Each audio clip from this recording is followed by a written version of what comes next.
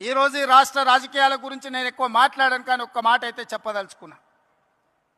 ఈ రాష్ట్రంలో బీజేపీ అధికారంలో ఉంది.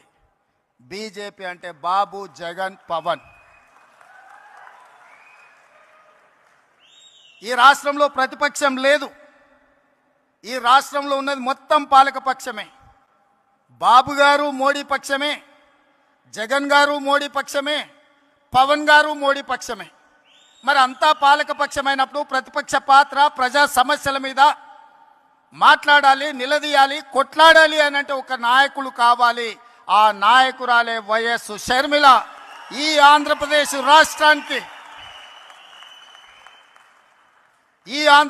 రాష్ట్రానికి ప్రజల పక్షాన, బడుగు బలైన దళిత గిరిజన మైనారిటీ మహిళల పక్షాన నిలబడి కొట్లాడేది, నిలబడి మాట్లాడేది, ఢిల్లీతో నిలబడి కలబడేది వైఎస్